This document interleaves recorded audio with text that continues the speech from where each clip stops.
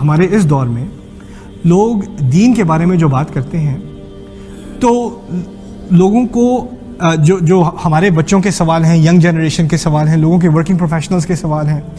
اصل میں یہ صورتحال سمجھنے کی ضرورت ہے کہ ان لوگوں کو دین کی تعلیم ٹھیک سے دی نہیں گئی، اور ان کی غلطی نہیں ہے، ان کی غلطی نہیں ہے۔ اگر آپ پاکستان کا جائزہ لیں، انڈیا کا جائزہ لیں، بنگلہ دیش کا جائزہ لیں، مسلمان ممالک کا کہیں بھی جائزہ لے لیں، ہماری دینی تعلیم کیا ہے؟ ہماری دینی تعلیم میں کچھ صورتیں یاد کر لو، یہ سیرت کے جو 2-3 جو مارکے ہیں، غزوے ہیں، ان کے قصے یاد کر لو، یہ 10ویں جماعت میں امتحان پاس کر لو، بس وہ پاس کرنے کی دیر ہے، پھر اس سے کیا تعلق ہے تمہارا؟ 2-3 صورتیں یاد کر لو، مولوی صاحب کو زبردستی گھر پہ بلا کے ایک دفعہ قرآن پڑھا لو، ایک دفعہ ایک جلد سے دوسری جلد تک، یہاں آخر تک جب آپ نے مکمل کر لیا قرآن تو آپ قرآن سے گریجویٹ ہو گئے، اب اس سے واسطہ کرنے کی کوئی ضرورت نہیں، اب یہ صرف جنازے کے ٹائم پہ کام آئے گا آپ کے، ٹھیک ہے نا؟ آپ کا اس سے اور کوئی تعلق نہیں ہے۔ اور پھر اس کے بعد اس سے اوپر بڑا مسئلہ کیا ہے کہ جو لوگ دین کے نام پہ بات کرتے ہیں وہ ایسی الٹی سیدھی بات کرتے ہیں کہ لوگوں کی بات کو پڑھا لکھا انسان کی بات سن کے کہے گا یار یہ لوگ تو پاگل ہیں یار، ان کی بات سنوں میں، ان کو بھی بولتے دیکھا ہے، یہ کیسی الٹی سیدھی باتیں کرتے ہیں۔ اصل میں ہوا یہ ہے کہ جو پڑھا لکھا طبقہ ہے نا ہماری سوسائٹی کا، ان کے دماغ میں اب یہ بات بیٹھ چکی ہے کہ جو لوگ دین کی بات کرتے ہیں وہ عقل کی بات نہیں کرتے، وہ عقل کی بات نہیں کرتے، اور کافی حد تک ان کی یہ تنقید صحیح ہے۔ ہماری سوسائٹی میں بہت سارے لوگ ایسے ہیں، بہت ساری مثالیں ایسی ہیں، لوگوں نے دین کے بارے میں ایسی الٹی سیدھی باتیں کی ہیں، ممبر پہ کھڑے ہو کے بڑے بڑے جلسوں میں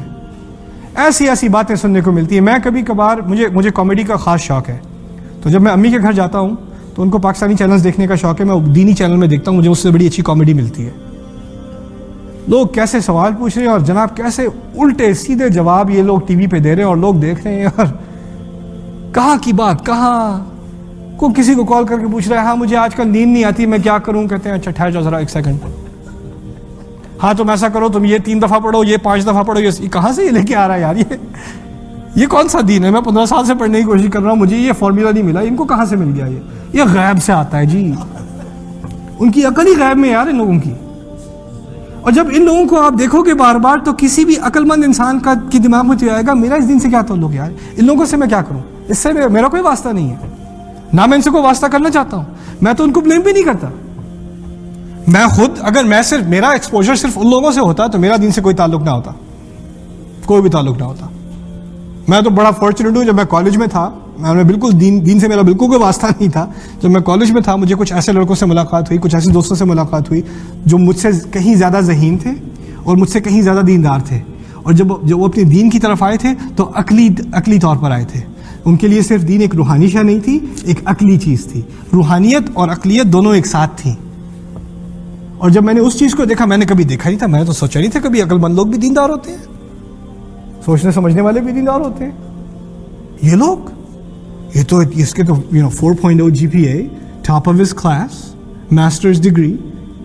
اتنی اچھی تعلیم، اتنا اچھا کریئر، اور یہ بھی 5 وقت کی نماز پڑھتا ہے، یہ کیوں نماز پڑھتا ہے؟ میرے دماغ میں سوال یار یہ تم نماز کیوں پڑھتے ہو؟ تم تو پڑھے لکھے ہو، اور آپ لوگ میں سے بھی کچھ جاتے ہیں یہاں امریکہ میں رہنے، آپ پاکستان جاتے ہیں، آپ کے کزن آپ سے کیا پوچھتے ہیں؟ یار تم نماز پڑھ رہے ہو، تم تو امریکہ سے آئے ہو، تم کیا نماز پڑھ رہے ہو؟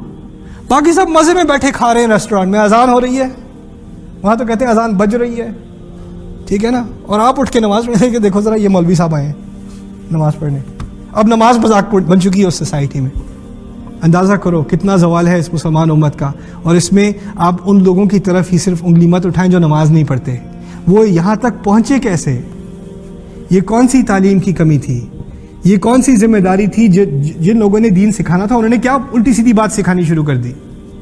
وہ کس چیز پہ انہوں نے اپنا جو دین کی اساس ہے، جو اس دین کو قوت دیتی ہے، وہ چیز چھوڑ دی، اور جو الٹی سیدھی باتیں ادھر ادھر کی اس پہ سارا زور، تو پھر جو یہ ہونا ہے جب کا سارا دین ایک ہی ان چیزوں میں رہ گیا تو پھر ہونا کیا ہے پھر اس کے بعد؟ تو یہ بات میں آپ کے سامنے رکھنا چاہ رہا ہوں کہ اس دین کی جو اساس ہے اس کو مت بھولیں، اور جو ادھر ادھر کی باتیں ہیں نا ان کو ادھر ادھر کی باتیں ہی رہنے دیں، جو سائیڈ ایشوز ہیں ان کو سائیڈ ایشوز رہنے دیں، اصل اساس دین کی یہ قرآن ہے۔ قرآن پر جب